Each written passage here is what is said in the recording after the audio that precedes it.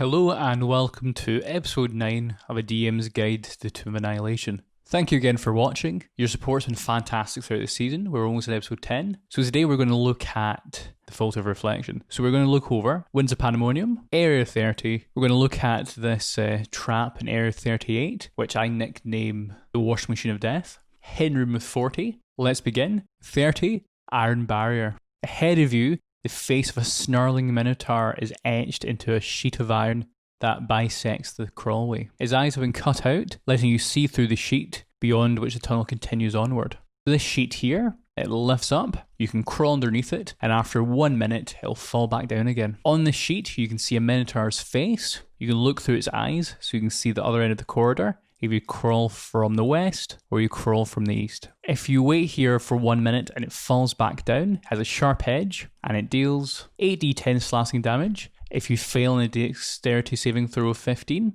and it requires a strength check of 17 to lift it up. So if your characters are very perceptive and they notice this hidden crawlway here, they'll find the room number 40. 40, Curse of the Golden Skull. A golden skull rests on a pedestal in the middle of this small dusty room. This skull here, if any of your characters touch it, they get cursed. This skull is the golden skull of the jester of the Malian family called Jaka. This trap here is a massive troll. What's going to happen is this golden skull is impervious to damage and it will constantly speak to you while you're cursed. So it'll stand behind you. He's cruel, has a very dark sense of humour, and he's going to insult you constantly while he follows you.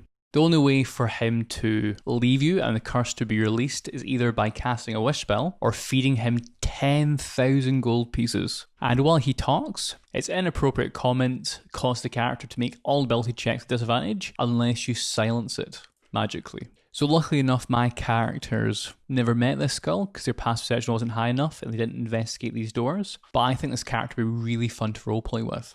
I can imagine this skull doing lots of dad jokes. However, just watch out, this could get very, very annoying very quickly for you as a DM and for player characters if you're constantly making dad jokes in the background. I think it'll be fun for the first 5 minutes, but maybe over the course of an adventure it might get very tedious. So we're now going to go into my favourite room. I mentioned this in the last episode. This is Winds of Pandemonium. 2 balconies face each other over a vast pit. Between the balconies hover 5 wooden platforms, each one a disc 10 feet across. A single torch burns above each balcony. On these balconies stands a rough-hewn 15-foot tall statue of a hulking fiend with furled wings and clenched fists. Set into the wall in the west balcony is a rusty lever in the opposition. We can see this is the Winds of Pandemonium. We have the statue here, and we have the rusty lever here, and we have the 5 wooden platforms. Made a diagram on the opposite page. So it's a very, very deep pit. It is 60 feet deep, which means your characters fall off this. You'll take 66 fall damage. The statue here depicts a Nakaloth, which looks like so. So you can see that he has the furled wings, he has bright yellow eyes, and he's got his claws. And you have a lever over here. If the lever on the west balcony is pulled, the faded statue unclenches its fists and reveals marble-sized objects in the palm of each hand. While this happens, howling winds rise and fill the room. Returning the lever to its original opposition causes the winds to abate and the statue's fists to close. Every time this lever's pulled, you'll get all your party members to roll initiative, and any creature that's not standing on these wooden podiums here have to make a wisdom save. On a DC of 20, if they fail this saving throw,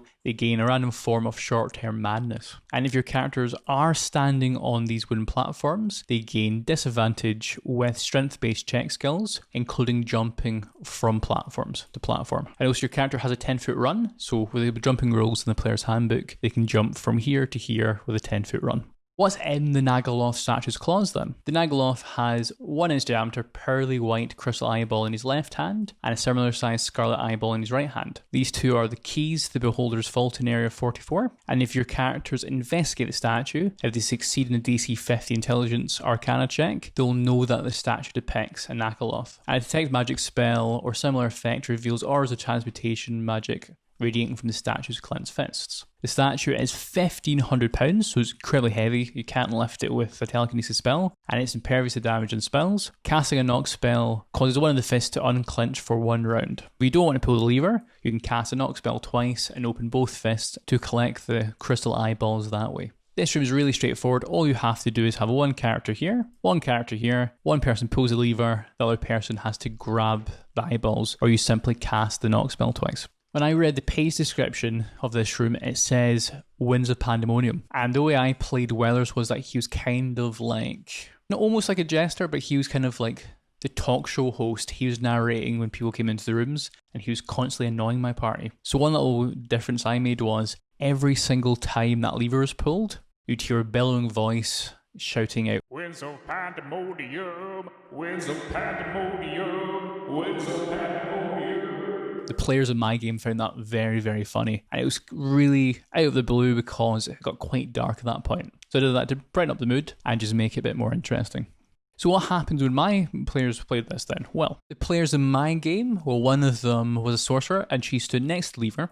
We had a bard here who was waiting next to the statue. So only 2 of the players came into this room. The sorcerer pulled the lever, the winds started to rise, and both were affected with madness. So what is the madness table? What can happen? Your characters retreat into their own minds and become paralysed. They become incapacitated and spend duration screaming, laughing, or weeping. The character becomes frightened. The character begins babbling and is incapable of normal speech or spellcasting. The character must use his or her action each round to attack the nearest creature. The character experiences vivid hallucinations. The character does whatever anyone tells him or her to do. That isn't obviously self-destructive. The character experiences an overpowering urge to eat something strange such as dirt, slime, or offal. The character is stunned or the character falls unconscious. Well, for my characters, the first thing that happened was the sorcerer pulled the lever and she started to have vivid hallucinations. The bard over here, he became paralysed and he couldn't move. So the lever went back up and then sorcerer pulled it again. Winds of Pandemonium, Winds of Pandemonium. She pulls the lever again and she starts having vivid hallucinations again. The bard started eating dirt off the floor after grabbing one of the eyeballs. However, the sorcerer really enjoyed the hallucination, so she pulled the lever again for one more time. Winds of Pandemonium, Winds of Pandemonium. And at this point, everyone started to laugh. She started to become terrified, so she ran away. The bard collected the final eyepiece, and this is when the sorcerer fled, all terrified, through the hallway here, and she entered 38 by herself. And yeah, so that was my favourite room in the whole tomb. So in the comments below, let me know what your favourite room in the Tomb of the Nine Gods was. So now we're going to look at 38 and why 38 is so scary. Area 38B, Access Tunnel.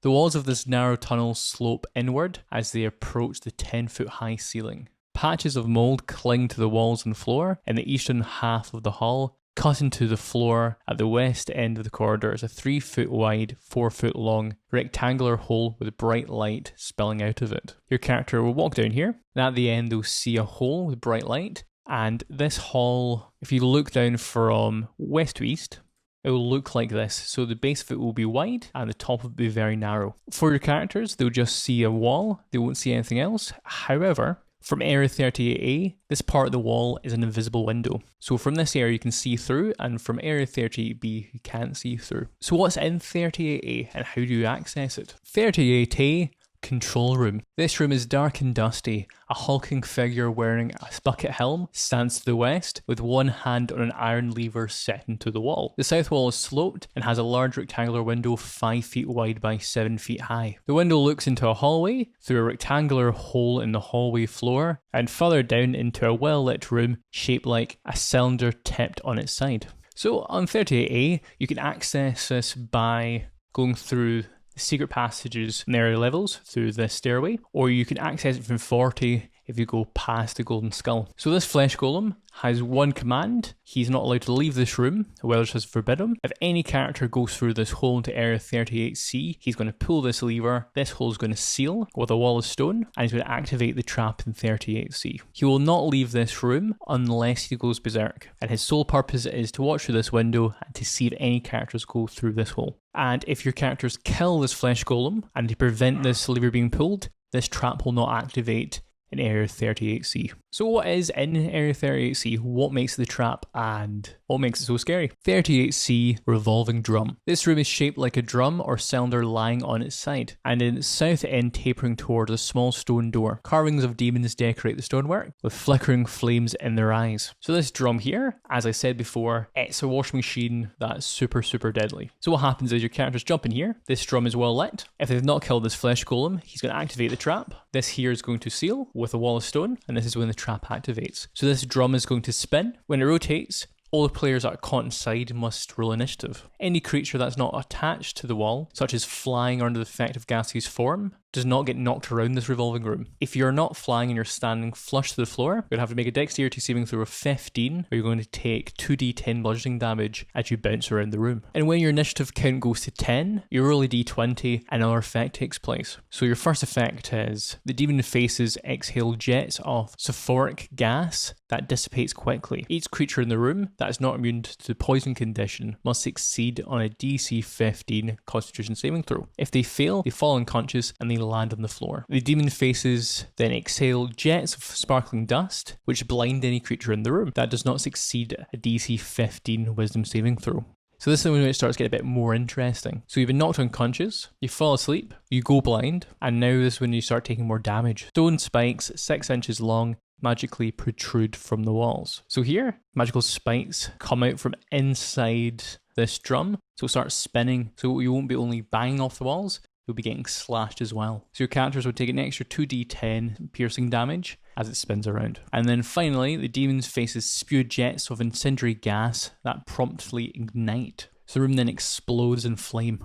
And if your character's on the side while that happens, they take 10d8 fire damage. So just go over it again. When your characters arrive in, this golem is going to cause a wall of stone spell to react, and it's going to seal off this doorway here. This steel drum is going to start to spin and is either going to cause your characters to fall asleep while you bang off the inside of the drum. They're either going to become blind, be impaled by spikes, or they'll explode in flame. So how do your characters get out of this then? Well, you have a door to the south right here, and it has 3 locks, or you can destroy the wall of stone at the top. So how do we unlock these locks then? So the door's locks are hidden in the walls and they can't be picked, and it will take 3 separate knock spells to unlock them. The door can be wrenched open with a DC 26 strength athletics check, or you can attack it, and it has an AC of 17, 50 hit points, and it's immune to fire, piercing, poison, psychic, slashing, and thunder, which I find very cheeky, because your characters, they know that thunder damage does more damage to objects. So your typical spells, you have Fireball, Shatter, and both these won't work for this door. So let's see, how difficult would it be to get out of the Wall of Stone spell?